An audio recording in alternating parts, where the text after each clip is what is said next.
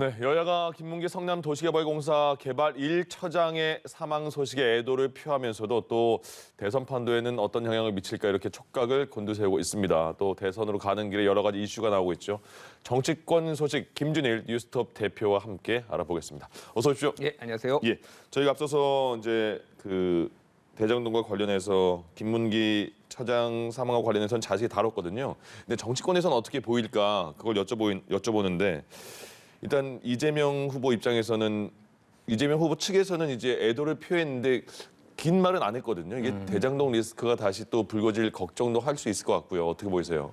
일단 뭐 사망 사건이다 보니까 뭔가 말을 이재명 후보 측에서 많이 하는 거가 굉장히 조심스러울 수밖에 없죠. 예. 어제 좀 약간의 해프닝이 있었는데 이재명 후보 페이스북에 자영업자 그 사망을 애도한다라는 걸 올렸는데 김문기 처장 사망 소식이 알려진 지 얼마 안 된 상황이었어요. 그래서 그 관리자들이 그거를 제대로 확인을 안 하고 그러니까 그 밑에 댓글에는 김문기 처장 사망한 건 알고 있냐 이런 댓글들이 쫙 달렸습니다. 네. 그러니까 지금 굉장히 이래저래 좀 조심스러울 수밖에 없죠. 다만 이제 이게 얼마나 리스크가 있을 것이냐에 대해서는 이거에 대해서 굉장히 우려스러운 시각들이 많죠. 일단은 사망자가 지난 10일에 한 번 있었고 예. 11일 만에 이제 21일에 있었으니까 유한기 본부장이 이게 그러니까 대장동이 어느 정도 잊혀질만 하면 또 점화가 되고 이게 어떻게 보면 사람들한테 생각나게 하는 것 자체가 좀 이재명 후보 측에는 많이 이제 부담이 될 것이고 예. 국민의힘에서나 야당 측에서는 이게 이제 이 죽음 자체가 어떻게 보면은 무관하지 않다라는 식으로 이제 공격을 하고 있거든요. 예. 그러니까 윗선을 밝히려고 하는 그 검찰의 수사가 결국은 이런 식으로 이제 무마가 되는 것이냐 이렇게 좀 공세에 당분간 나설 것으로 보입니다. 예, 심상정 후보도 비판을 많이 하는데 특히 국민의힘 선대위의 원희룡 정책총괄 본부장을 맡고 있잖아요. 예. 이런 말을 했어요. 보이지 않는 손이 작용하지 않는가 하는 의문도 든다. 어떻게 보이세요? 이 말은? 일단 아주 명확한 근거를 대진 않았어요. 그 원희룡 전 지사가 이제 페이스북에 올린 걸 저도 봤는데 예. 약간 음모론적 그렇죠. 좀 관점이 좀 들어갔다. 너무 좀 용감하시다. 저는 그걸 보면서 그런 생각이 들더라고요. 예. 이게 직접적인 증거가 없는데 마치 이제 이재명 후보 측에서 뭔가를 한 것처럼 그렇게 하는 건 좀 무리한 시각인 것 같고 다만 어쨌든 이게 한 번이면은 그런데 두 번 연이어 있다라면은 이분들이 굉장히 큰 압박을 느꼈다라는 것이고 그게 이재명 후보하고 직접적인 연관이 없더라도 당시에 총괄 책임자로서 최종 책임자 성남시장으로서의 어떤 책임감 같은 책임 이런 것에 대해서 좀 갈 수도 있겠죠. 그러니까 그런 부분들이. 예. 이번엔 또 국민의힘 선대위 내부의 마찰 이건 굉장히 이슈가 많이 되고 있습니다. 이준석 대표 상임 선대위원장 사퇴를 했고 그다음에 조수진 공보단장도 사퇴를 했잖아요. 근데 이게 처음에 내가 대표 말 왜 듣냐? 나는 후보 말 듣겠다. 그 조수진 최고가 이렇게 말을 하니까 그래? 그래도 사과 안 하고 사퇴 거치 표명 안 하면 나는 기자회견 하겠다. 이렇게 막 계속 서로가 엉키면서 결국에 둘 다 사퇴까지 된 겁니다. 예. 전반적으로 이 상황은 어떻게 저희가 판단을 해야 될까요? 터질 게 터졌다라고 지금 보는 게 맞을 것 같고요. 지금 중앙일보 기사가 지금 3시간 전 정도에 떴어요. 네. 이준석 대표하고 인터뷰를 한 건데 예. 왜 사퇴를 했나라의 내막 같은 거가 나왔습니다. 뭐냐면은 예.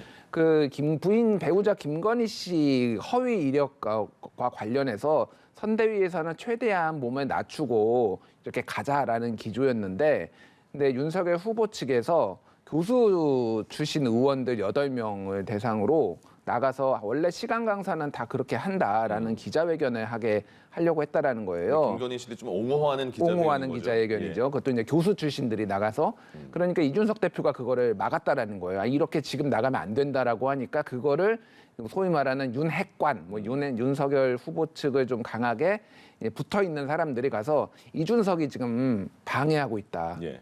성관이 이를 방해하고 있다 이렇게 보고를 했다라는 거예요. 이게 이준석 대표의 말이었어요. 네. 쉽게 얘기를 하면은 지금 상황이 단순히 조수진 전 공보단장이 들이받아가지고 발생한 게 아니라는 거예요. 그러니까 김건희 씨 의혹이 이제 지금 불거졌는데 이게 실제 팩트, 사실관계들이 선대위에 즉각 공유가 안 되고 네. 대변인으로만 통해서만 이렇게 몇 명만 공유가 됐다라는 거예요. 그러니까 이거를 선대위 차원에서 대응을 하고 싶어도 제대로 대응이 안 된다라는 거예요. 그래서 예. 그 조수진 단장하고 이준석 대표하고 그날 충돌하기 전에 이준석 대표가 좀 상황실을 중심으로 해가지고 소수의 인원들이 정보를 공유하는 거를 좀 만들어야 된다라고 이렇게 강하게 주장을 했는데 그게 또 이제 약간 묵살되는 그런 상황이었다라는 거예요. 예. 그러니까 전체적으로 보면은 사실은 윤석열이라는 이름은 얘기를 안 했지만 윤석열 후보가 지금 배우자 김건희 씨에 대해서 이렇게 감싸거나 미온적인 태도를 보이고 그거가 선대위에 공유가 안 되는 것 이것도 불만의 시작이었고 네. 그리고 지금 선대위에서 제대로 목소리를 안 내고 이를테면은 직언을 한다든지 상황 판단하는 게 아니라 그저 윤석열 후보의 비위를 맞추려는 뭐 파리떼라 부르든 윤핵관이라고 부르든 그런 사람들이 너무 많고 예. 선대위가 잘못 가고 있다라고 판단을 하고 이거는 뭐 쉽게 뭐 좀 다른 방향으로 보면은 일종의 벼랑 끝 전술로 선대위에 충격을 주려는 거고 또 아니면 그거가 이제 당대표까지 직까지 흔들린다 이런 판단을 해가지고 좀 과감하게 다시 한번 18일 만이죠. 지금 울산 회동 이후에 18일 만에 다시 한번 깨고 나왔다 이렇게 예. 이제 볼 수가 있을 것 같아요. 그러니까 상임 선대위원장직 안 하겠다. 또 홍보 미디어 첨가의 본부장직 겸임했는데 그것도 안 하겠다. 당 대표 역할만 이제 충실하겠다 이런 거잖아요. 그럼 말씀하신 거 들으면 이 선대위 내부에서 일단 상임 선대위원장이었는데 윤석열 후보와 그 말씀하신 이른바 윤핵관들이 그러면 이 이준석 대표, 이준석 상임 선대위원장을 좀 약간 패싱했다 이렇게 분위기를 봐도 되는 겁니까? 그러니까 후보한테 직언을 하거나 이런 거를 거의 못 한다고 합니다. 제가 이제 다른 이 일이 벌어지기 한 일주일 전에 이제 김건희 씨 사건이 딱 불거졌을 때 제가 이준석 대표 관계자한테 들은 건데 네. 뭐 소위 윤핵관이라고 불리는 분들이 다 찾아와서 이준석 대표한테 아니 이준석 대표가 가서 좀 싫은 소리 좀 하세요. 직언 좀 하세요. 아무도 예. 못하니까. 아무도 못하니까. 근데 본인들은 하기 싫은 거예요. 그러니까 예. 본인들은 윤석열 눈밖에 나기가 싫다라는 거죠. 한마디로. 그러니까 이미 선관위가 그런 분위기였다라는 거예요. 그러니까 선대위가 선관위가 아니라 죄송합니다. 예. 선대위가 그런 분위기였다라는 거예요. 이거가 이미 못마땅한 게 제가 이미 들은 게 일주일 전이에요. 그러니까 이런 분위기가 지속이 됐는데 네. 밑에서 아예 공식적으로 조수진 공보단장이 들이받기까지 하고 나는 후보 말만 듣는다. 이거는 한마디로 얘기하면은 이준석 무시하겠다라는 거잖아요. 예. 그러니까 이거는 이제 참을 수가 없는 거죠. 그러니까. 그러니까 윤석열 후보는 과연 이 상황에서 어떤 그 조치를 해야 되는가 여기에 대한 얘기도 나오잖아요. 근데 처음에 이준석 그 조수진 최고 마찰이 있었을 때 이견이 있어서 민주주의 아니냐 이렇게 말을 했고 그다음에 어제 인터뷰인가요? 보니까 선대위는 대선 이후에 없어질 조직인데 저런 마찰 저게 저런 일일까 싶다라는 표현까지 했거든요. 예. 그러면 뭔가 이게 방치해 두는 거냐 아니면 조금씩 그 조수진 공보단장에게 힘을 실어주는 말이었느냐 그 태도는 어떻게 평가하십니까? 그러니까 뭐 그거는 해석의 여지가 있는 것 같은데 일단은 사소하게 본 거는 맞는 것 같아요. 예. 그러니까 왜 또 싸우고 있지?라는 건데 지금 이게 이준석 대표가 아까 전에는 말씀드렸지만은 확실하게 가리키는 않았지만은 후보의 본인의 문제가 있다, 태도에 문제가 네. 있다라는 거는 유추를 할 수가 있거든요. 그렇습니다. 마지막 어저께 기자회견에서도 마지막에 후보가 다 책임질 문제다 이렇게 얘기를 했잖아요. 그러니까 이제 본인한테 이게 우회적으로 얘기를 했는데 본인은 좀 모르는 척했거나 아니면은 그냥 사소한 일로 치부를 한 건데.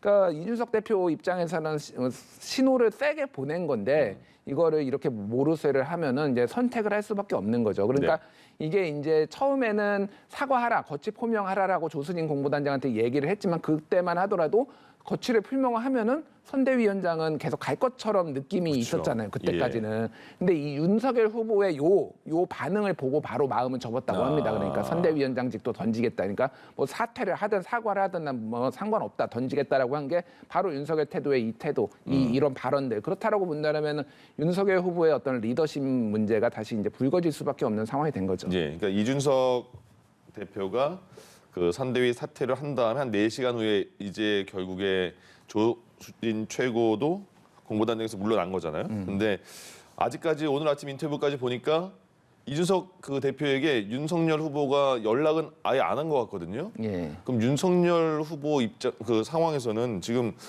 이 사안을 좀 수습해야 되지 않을까 싶은데 김종인 총괄선대위원장에게 모든 걸 넘겼다 이렇게 표현하고 있는 것 같은데 네. 어떻게 해야 될까요? 윤석열 후보 입장에서는. 일단 뭐 윤석열 후보는 본인이 나서서 이거를 다 정리를 할 만한 여력도 없고요. 네. 솔직히 말씀드리면 제가 보기엔 그럴 만한 능력이 되느냐. 그거를 그렇게 본인이 하는 순간 갈등이 더 커질 수도 있겠다라고 보여요. 그러니까 김종인이라는 훌륭한 총괄 선대위원장이 있으니까 그분한테 맡겼고 예. 김종인, 그러니까 윤석열 후보가 말한 건데 김종인 위원장이 선대위의 그립을 강하게 잡겠다 이렇게 전했어요. 네. 그러니까 김종인 위원장이 사실상 이거를 수습을 해야 되는데 문제는 이제 민주당의 사례도 봤잖아요. 민주당에서도 한번 메머드 선대위를 이제 슬림하게 만들었잖아요. 거기는 완전 해체를 해버렸거든요. 네. 다 전원 사퇴했다. 백지에서 했는데 지금 국민의힘은 그렇게는 안 하겠다라는 거예요. 그 이양호 수석 대변인이나 지금 전체 대변인 쪽 얘기를 들어보면은 이 해체를 안 하고 이 현재 상황에서 가겠다라는 건데 그러면 얼마나 이게 소위 말해서 이제 그립감이 쥐어질지. 네. 지금 8개 본부, 20개 위원회 그리고 공식적으로 이름을 올린 것만 어저께 기준으로 555명이에요, 선대위에. 예, 거대하죠. 거대해요. 그러니까 보고 체계가 5단계로 있습니다. 본부에서, 본부장에서, 상임선대위원장에서, 총괄선대위원장에서 후보까지. 예.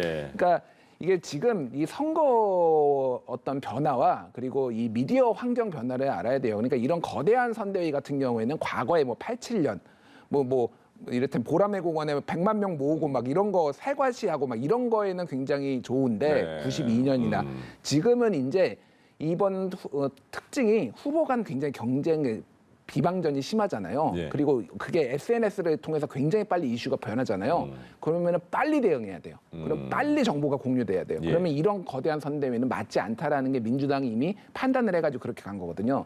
근데 그 똑같은 일을 겪고 있다라고 한다라면은 해체는 하지 못하라도 핵심 정보를 공유하는 그 김종인을 중심으로 예. 뭐 임태희 상황실장이나 핵심 정보를 공유하는 몇몇 그룹이 있어서 그게 직접적으로 이렇게 대응해라라고 지시가 바로바로 내려가는 요 정도로 아마 선대위를 재구성할 가능성이 매우 높아 보여요.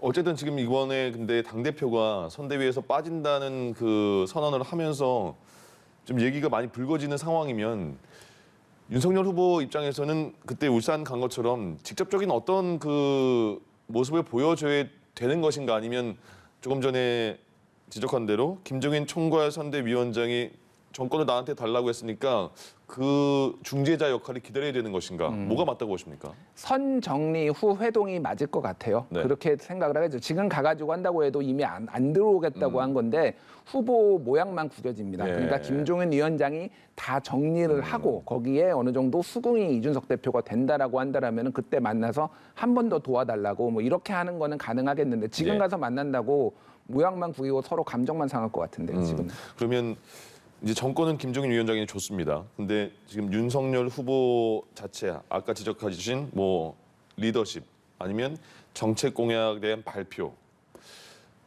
너무 김종인 위원장에게 쏠려 있는 거 아니냐 이런 지적에 대해서는 어떻게 보세요? 그러니까 뭐 이게 잘 되면은 이게 뭐 메머드든 뭐 슬림이든 중요하지 않고요. 네. 안 되면은 뭐가 문제가 있으니까 바꿔야 되는 거잖아요. 네. 김종인 위원장한테 정권이 주어지냐 안 주어지냐가 핵심이 아니에요. 그래서 이 선대위가 잘 되느냐. 그러니까 뭐 잘 되면은 정권 주면 되는 거고. 그러니까 이미 이렇게 해서 안 되는 게 증명이 됐잖아요. 지금 중구난방이고 윤핵관들이 소위 뭐 핵심 요직을 장악하고 있다라면은 김종인한테 줘서 이거를 수습을 해가지고 잘 되면은 그대로 가는 거고 예. 또 안 된다라면 또 뭔가를 바꾸겠죠. 이준석 대표는 일단 뭐 저 어떤 미련도 없다 이렇게 표현을 했는데 당대표 역할만 충실하게 한다고 했는데 그게 될까요? 그럼 이 대선 과정에서요? 그러니까 왜 당대표 지금 가지고 있느냐, 당대표로 내려놔다 막 이런 그러니까 이준석 그 반대하는 안티 쪽에서는 얘기를 하고 있거든요. 그러니까 이거 당대표는 뭐냐면은 다음 선거에 지방선거와 재보궐 공천에서의 결정적인 역할이에요. 그러니까 이준석 대표는 지금 다음 지방선거 공천 자격시험 뭐 하겠다고 해가지고 뭔가 보수의 체질을 바꾸겠다라는 게 지금 어떤 플랜이잖아요. 네. 근데 당대표까지 내려놔 버리면 그거 다 어그러집니다. 그러니까 그거는 가져가겠다라는 거예요. 예. 그렇기 때문에 일정 정도 좀 제한이 있을 거예요. 하는 일에. 근데 당대표 일상적인 업무는 하겠다라는 건데 선대위를 안 하겠다라는 거는 선거에 개입하지 않겠다는 거죠. 근데 그게 될까요? 잘? 그러니까 뭐 되고 안 되고가 문제가 아니라 그런 불편한 동거가 언제까지 이어질까가 이제 관건이겠죠. 예. 그렇군요. 예. 그 김종인 총괄 선대위원장이 지금 뭐 항공모함급에 지금 너무 커져 있다 선대위가 그래서 뭐 기동력 있는 기동 헬기를 당장 띄워야 된다 이렇게 말을 했는데 조직 개편 한다는 거잖아요. 예. 근데 어느 정도 선으로 조직 개편을 예상할 수 있을까요, 그럼? 아까 전에 말씀드렸는데 해체 안 한다고 했잖아요. 일단은 네. 저는 그렇다라고 한다면은 이 인원을 줄이는 게 핵심이 아니라 예. 핵심 메시지를 공유를 해서 그게 김종인에서 입에서 나와서 김종인의 머리에 나와서 그게 다른 사람한테 공유가 되고 언론에 나가서 말하는 사람들, 기자회견을 하는 사람들이 그거에 맞춰서 움직이는 거. 예. 이게 그러니까 윤석열 후보가 이게 사과를 한 건지 안 한 건지 같기도 하고 아닌 것 같기도 하고 뭐 이런 상황이 벌어지면 안 된다라는 네. 거예요. 그러니까 그거를 하는 게 핵심인데 거기에 이제 얼마나 그 윤핵관이라는 분들이 따를지가 이제 관건인 거죠. 그게 예. 잘 안 되면 또 한 번 내용이 또 벌어질 겁니다. 그러니까. 그러니까 이번에 윤핵관이라는 그 용어가 최근에는 잘 안 나오다가 다시 또 이준석 대표가 윤핵관 언급을 했잖아요. 예. 그리고 지칭한 게 장제원 의원을 직접 지칭한 것 같기도 하고요. 그 페이스북에 올린 글 때문에 이중적이라는 내용 때문에. 그럼 윤핵관이라는 그 인사들에 대한 정리 아니면 그건 계속 불거질까요? 이 사안에서. 그러니까 이제 윤핵관이 단수가 아니라 복수거든요. 네. 복수도 다수의 이제 인물들을 얘기를 하는 거고 그거를 혹자는 이제 파리떼라고 얘기도 하는 거고 그런 거예요. 한마디로 얘기하면은 윤석열 후보가 대통령이 되면은 대충 옆에서 있다가 뭔가를 한 자리 하겠다. 인수위 들어가서 청와대나 뭐 내각에 들어가겠다. 한 자리 당에서 한 자리 차지하겠다는 사람들을 통칭하는 건데 예. 이게 문제는 그런 사람들은 언제나 당에 있어 왔는데 문제는 당이 잘못된 방향으로 가는 거를 방치하고 있는 거에 대해서는 문제점이죠. 그리고 양비론 펼치는 윤핵관이라는 얘기도 어제 기자회견에서 했잖아요. 그거는 네. 명백하게 장제원 의원이 페이스북에 올린 글을 보고 이준석 대표도 비판하고 조수진 최고위원도 비판했거든요. 그거는 네. 뭐 장제원 너야 사실상 그렇게 얘기한 거나 마찬가지죠. 알겠습니다. 그런 일단 지금 상황에서는 윤석열 후보는 일단 정리되는 거 김종인 총괄이 정리하는 걸 지켜보고 그 다음에 이제 접촉하는 게 좋을 것 같다 이런 결론이네요. 저는 그런 결론인데 뭐 네. 그 후보나 그 주변에서 어떻게 판단할지는 모르겠습니다. 근데 지금 만난다고 결론이 날 수 있는 게 거의 없거든요. 이준석 대표 다시 만난다고. 돌아올 가능성은 거의 없다고 보시죠. 현재로서는 거의 없죠. 그러니까 뭐가 정리돼야지 돌아오겠죠. 예, 알겠습니다. 앞으로 또 한 70일 더 넘게 대선이 남았는데 과정에서 과연 그 제1야당의 대표가 대선에 도움을 주지 않을 수 있을까라는 생각은 해보게 되는 거고요. 이제 다시 이재명 후보 얘기인데요. 그겁니다. 계속해서 정부와 갈등 빚고 있는 상황이 그거 아니겠습니까? 유예. 근데 다주택자 양도소득세 중과를 한시적으로 유예하겠다. 근데 그 의도가 부동산 거래 활성화하고 공급 부족을 좀 해소해보자 이건데 김부겸 총리는 정확하게 거부의 반대의 의사를 밝혔습니다. 예. 홍남기 부총리도 오늘 반대 의사를 밝혔고요. 그러니까 이재명 후보가 정부가 양보하면 좋겠는데 계속 반대하면 당선돼서 하겠다 이렇게 말을 했거든요. 예. 그 과정은 언제까지 좀 이어질까요? 그러니까 파열음을 내지 않는 선에서 최대한 표를 모아보겠다라는 거예요. 그러니까 대선이란 거는 상대적으로 총선 같은 경우는 회고 투표 성격이 강하거든요. 그러니까 응징 투표가 많이 나오고 네. 대선도 그런 경향이 있지만은 전망 투표 성격이 상대적으로 강합니다. 그거는 다음에 뭘 할 것인가 이 사람이 네. 그렇다라고 본다라면 지금 다주택자 중에 불만이 있는 사람이 이재명이 되면은 그래도 조금 나아지겠네라는 거 시그널을 보내는 게 중요하다라고 본 거죠. 그러니까 이거를 계속 하는 거고 정부에서 저렇게 있는데 뭐 정부랑 소위 말해서 한판 붙고 막 파열음 나고 이거는 지지층을 또 흔들 수가 있기 때문에 예. 요 정도 선에서 메시지만 계속 내면서 이제 어떤 그런 부정적인 기류 다주택자들의 부정적인 기류를 좀 완화시키는 데 주력을 할 겁니다. 이게 그러니까 지금 현 정부와 차별화를 두는 것이냐 아니면 정말 본인의 확고한 정책이냐 이렇게 나뉘는 것 같은데 뭘로 봐야 됩니까? 그러니까 이재명 후보가 좋게 얘기하면 유연하고 네. 좀 안 좋게 얘기하면은 아침 저녁 다 다르고 이런 게 지금 조삼모사입니까? 조삼모사가 이제 하루 이틀이 아니잖아요. 최근에 보면은 그러니까 그냥 그거는 보는 나름대로인 것 같은데 소신이라고 보기에는 사실은 그 전에 얘기했던 것들하고 배치가 많이 되죠. 그러니까 이런 국토부일세까지 신설을 하겠다라고 하니까 다만 이제 본인이 굉장히 국민들이 원하는 것을 하는 정치인이다라는 이미지를 심어주기 위해 이것도 같이 건드리고 있는 것으로 보입니다. 예. 아까 잠깐 깜빡했는데 특검 있잖아요. 예. 이번에도 대장동과 관련한 소식이 나온 다음에 기자들이 아까도 특검에 대해서 물어봤는데 특검은 이미 그 당에도 요청을 한 상태다 네. 이렇게 말을 하거든요. 예. 특검은 이루어질 가능성이 지금 있는 거예요? 아니면 뭐 좀 건너갔다고 봐야 됩니까? 일단 다 서로 특검할 의지가 있다라고 말을 합니다. 예. 특검할 거부하는 자가 범인 뭐 이런 구호도 옛날에 예. 나왔잖아요. 그러니까 예. 서로 하겠다라고 했는데 진정성은 그거예요. 이거를 얘기하기 위해서 테이블에 앉는 쪽이 누구인가. 네. 지금 아무도 테이블에 앉지 않고 말만 하고 말만 하고 있거든요. 있다. 저쪽이 안 하고 있다. 예. 특검 가능성 전 거의 없다고 아니 아예 없는 건 아닌데요. 예. 이게 대선 전에 뭔가 진실 규명이 되기에는 타임라인이 안 나옵니다 이미. 아. 특검법 합의해가지고 특별검사 임명해가지고 또 한 달간 수사를 해야 되는데 지금 70일밖에 안 남았거든요. 네. 그러니까 사실상 그 대선 전 특검 결론 내는 거는 물 건너갔다. 다만 뭐 막판에 그냥 또 서로 합의해서 특검 뭐 법을 통과시킬 가능성은 있죠. 그러니까 예. 그냥 정치적 수사라고 저는 봅니다. 아. 예. 이재명 후보 아들 불법 도박 의혹도 있고요. 성매매 의혹도 지금 불거지고 있는 상황에서 그럼 도박 자금 민주당 그 국민의힘에서는 5천만 원 증여한 거 그거 도박 자금으로 쓰인 거 아니냐 이렇게까지 말을 하는데 거기에 추가로 그래 5천만 원은 증여한 걸로 본다. 근데 추가 3천만 원이 어디서 나온 거냐. 거기에 대해서 그 현근택 선대위 대변인인데 현근택 대변인의 그 표현 때문에 좀 논란이 되고 있어요. 뭐 30대면 3천만 원 정도는 다 2, 3천만 원 벌 수 있는 거 아니냐. 근데 그게 다 그렇진 않잖아요. 알바해서라도 번다 3천만 원은 그렇죠. 이렇게 얘기를 했어요. 그러니까 이런 게 왜 이렇게 반복되느냐. 예전에 며칠 전에는 권인수 의원이 뭐 이재명 아들의 여성 혐오적인 어떤 표현들에 대해서 이제 평범이라는 단어를 썼잖아요. 네. 한마디로 얘기하면 무리하게 옹호를 하다가 이런 단어들이 툭툭 튀어나오는 겁니다. 예. 그러니까 뭐 3천만 원을 벌 수는 있는데 한 푼도 안 쓰고 그쵸. 벌어야죠. 그러니까. 그러니까요. 예, 예. 버는 게 그럼 더 이상을 벌어야 된다는 거잖아요. 쓰는 거 포함하면. 최소한 4, 5천은 벌어야지 그렇죠. 열심히 뭐 남은 3천으로 뭐 도박을 하든 뭘 하든 할 수 있는 거 아닙니까? 이게 예. 무리한 얘기죠. 무리한 얘기고 이거에 대해서 명확하게 해명을 지금 못 하고 있는 건 사실이잖아요. 도대체 돈이 어디 난 거냐라고 했다라면은 추가적인 증여나 뭐 아버지 돈, 부모님 돈을 갖다 쓴 거 아니냐 뭐 이런 거는 국민의힘에서 충분히 제기할 수 있는 거고 네. 이렇게 뭐 쓸데없는 얘기를 하는 것보다는 그거에 대해서 소명을 하는 게 훨씬 더 예. 당에 도움이 될 것으로 보입니다. 요 논란은 언제까지 좀 갈 것 같아요?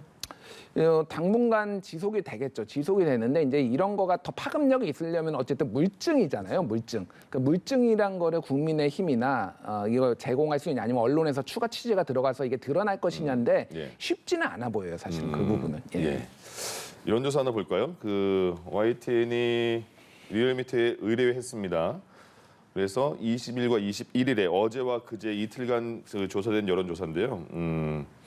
윤석열 후보가 보면 5.2% 포인트가 떨어졌습니다. 그 전에 조사한 것보다 그래서 40.1%가 나왔고 이재명 후보는 0.1% 포인트 떨어져서 37%가 나왔습니다. 그러니까 그 전에 이게 YTN이 리얼미터에 의뢰해서 격주 여론조사한 건데 그 전에는 두 후보 간의 격차가 8.2%포인트 오차범위 밖으로 윤석열 후보가 앞섰는데 이번에는 3.1%포인트 차라서 오차범위 안으로 들어온 거거든요. 예. 일단 이거에 대해서는 어떻게 그 분석할 수 있을까요? 그러니까 둘 다 이제 가족 이슈, 한 명은 배우자, 한 명은 아들 이슈가 터졌는데 그게 다 반영이 된 거잖아요. 다 반영이 된 거죠. 그러니까 누가 더 타격을 입었느냐라는 거는 이미 데이터가 수치가 보여주죠. 윤석열 네. 후보죠. 왜 윤석열 후보냐면은 윤석열 후보는 조국 수사 뭐 이렇게 하면서 정권의 탄압을 받았다 이렇게 주장을 하고 나는 공정과 상식에 따라서 했을 뿐이다라는 거 정의, 공정, 상식을 했는데 이 김건희 씨 논란이 불거지면서 이 소위 말하는 내로남불 이제 본인의 가족한테는 공정, 상식, 정의가 통하지 않는 것 아니냐. 한마디로 얘기하면은 내세웠던 가치가 직접적으로 타격을 받은 거예요. 네. 반면 이재명 후보 같은 경우에는 이 아들 의혹이 문제가 있지만은 이재명 후보가 내세웠던 가치하고는 별로 직접적인 관련이 없는 거예요. 그러니까 이게 더 많이 반응을 한 거죠. 그러니까 여러 여론조사가 있는데 최근에 여론조사를 보면 일관되게 윤석열 후보가 더 많이 떨어진 걸로 예. 타격을 더 많이 받은 것으로 보여요.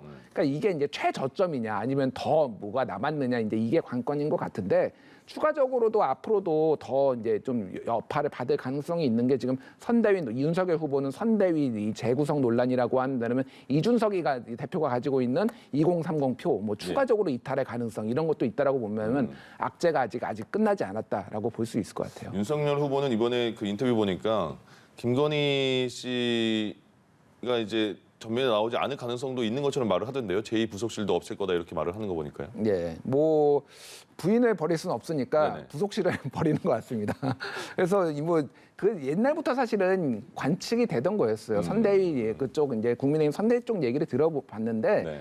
처음부터 아예 끝까지 등판하지 않는 것도 처음부터 고려를 했다라고 합니다. 그것도 하나의 예. 그 방법이었군요. 예, 그거를 이제 여러 가지 방식으로 고민을 했는데 결국은 이 상황이 이렇게까지 된다라면은 이제 안 나오는 게 낫겠다라는 판단인데 저는 모르겠어요. 그게 맞는 방법. 최소한 지금까지 불거진 것에 대해서 본인 입으로 사과는 제대로 해야 되지 않을까. 이게 네. 국민들이 사과를 받았다, 해명이 됐다라고 생각을 안 하는 분들이 되게 많거든요, 예. 지금. 그러니까 최소한 그 정도의 어떤 해야 되는데 또 나가서 소위 말해서 무슨 사고를 칠지 모르니까 국민의힘에서는 상당히 불안해해서 그게 내보내는 거에도 좀 저한다 이렇게 좀 알려져 있습니다. 알겠습니다.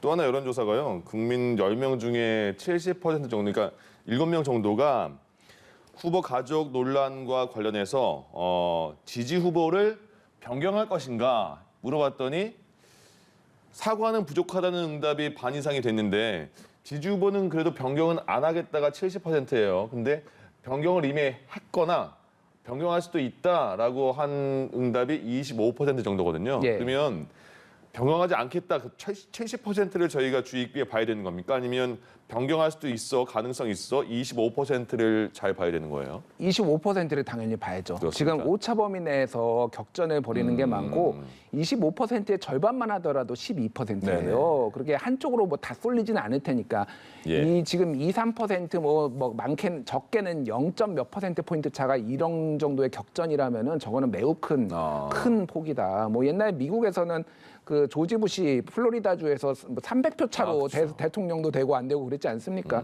이거는 매우 큰 수치예요, 사실은. 그 정도로 굉장히 엄중하게 어떻게 보면 국민들이 4명 중에 1명은 바꿀 수도 있다라고 하는 거 이 시점 70일 남은 시점에서 정말로 이건 중하게 보고 있다. 그러니까 관리가 중요하고 사과를 잘하는 게 중요합니다. 그러니까 태도가 더 중요해. 그러니까 다 똑같은 뭐 거친 말 똑같은 놈들이다 이렇게 보는데 조금 더 누가 태도 좀 진정성 있게 사과하느냐 이거를 지금 국민들이 중도층에서 특히 굉장히 많이 보고 있습니다 지금.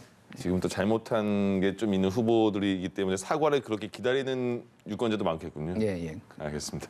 여기까지 듣겠습니다. 김준일 뉴스톱 대표와 함께했습니다. 고맙습니다.